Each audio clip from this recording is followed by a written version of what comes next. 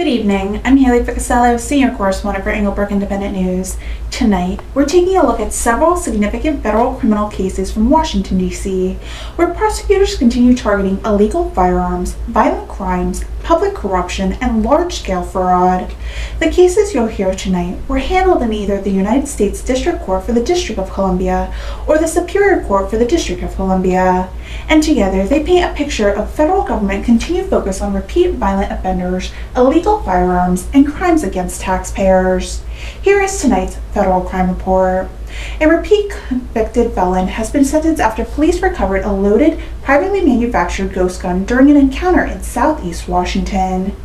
39-year-old Rondell Williams received 14 months in federal prison sentence after being pleaded guilty to illegally possessing a firearm, ammunition, and prohibited weapons.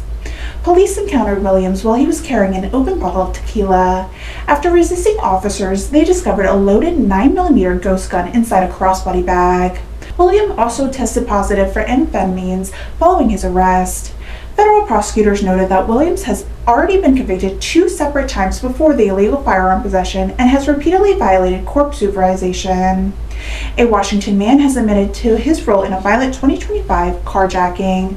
22-year-old Dominic Carter pled guilty to carjacking and carrying a pistol without a license. According to prosecutors, Carter and co-defendants lured 2 Maryland victims to an apartment under the guise of marijuana transaction. Once inside, one suspect produced a handgun before forcing the victim into his own vehicle and driving them to the Anacostia metro station. After ordering both victims out, the suspect stole the vehicle and fled. Carter has remained in custody since the arrest earlier this year and is scheduled to be sentenced in October. Federal prosecutors have also announced charges against 3 teenagers accused of committing an armed robbery in Southeast Washington. The suspects, ages 16 and 17, were charged as adults after investigators say they robbed 2 victims while armed with a handgun. According to the court documents, one suspect placed the victim in a chokehold while the other pressed the handgun into one of the victim's ribs before stealing wallets, cell phones, and thousands of dollars throughout stolen bank account access. Authorities later located all 3 suspects at a residence connected to one of their families. The prosecution is a part of Make D.C. Safe and Beautiful initiative, a federal effort aimed to reduce gun violence and pursue tougher penalties to repeat firearm offenders. Another convicted felon will also spend more than 2 years behind bars after fleeing police while carrying a loaded Glock pistol. 30-year-old James Gattinson was sentenced to 26 months in federal prison. Investigators say officers attempted to stop Gattinson in Southeast Washington before he fled into an alley, tossing away the loaded Glock 17 during the pursuit. DNA testing later linked him directly to the firearm. Police also recovered suspected narcotics from a vehicle connected to the investigation. Gattinson has previously been convicted for illegally possessing a firearm, making it unlawful for him to possess another weapon. Federal prosecutors have also secured a guilty plea in a public corruption investigation involving the district school systems. 60-year-old Tracy Hatton, a former administrative officer at McKinley Technology High School, admitted to accepting cash bribes from a contractor over a period of nearly 3 years. According to the prosecutors, Hatton approved payments for supplies that were never delivered, steered contractors towards preferred vendors, and authorized fraudulent purchase cards transactions. Officials estimated the scheme cost the district taxpayers more than $40,000, while Hatton personally received at least $30,000 in illegal payments. She is scheduled to be sentenced later this year. Federal investigators also continue pursuing pandemic-related fraud. 45-year-old Karen L. Contreras, a lawful permanent resident originally from the Dominican Republic, pled guilty to participating in a conspiracy that fraudulently obtained more than $1 million in unemployment benefits.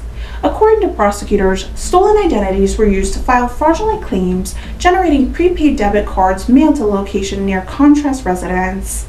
Investigators say the conspirators ultimately withdrew more than $550,000 in fraudulent benefits from ATMs throughout Washington.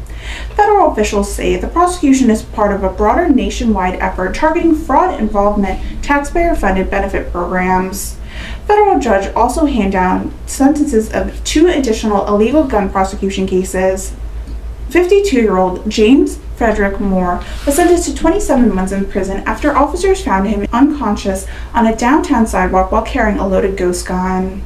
Investigators say Moore had 18 prior criminal convictions, including weapon offenses, assault, narcotic crimes, and sex abuse convictions. In another case, Damian Barnett, 22, received 28 months in federal prison sentence after police recovered a loaded Glock 19 that had been reported stolen in neighborhood Prince George County, Maryland. Barnett attempted to flee officers before throwing the firearm during the chase. Court records show Barnett had previously been convicted in 2 attempted carjackings and was illegally prohibited from possessing any firearms. Taken together, these cases illustrate the broader scope of federal law enforcement efforts now underway in the nation's capital. From repeat firearm offenders and violent robberies to public corruption and multi-million-dollar fraud investigations, federal prosecutors continue emphasizing enforcement against repeat offenders while seeking prison sentences designed to reduce future violent crimes. As these and other federal cases continue moving through the courts, Englebrook Independent News will continue following these investigations, the prosecutions, and the sentencing hearings that impact public safety across the District of Columbia and the nation. For Englebrook Independent News, I'm Haylee Ficuciello. Thank you for watching and have a good evening.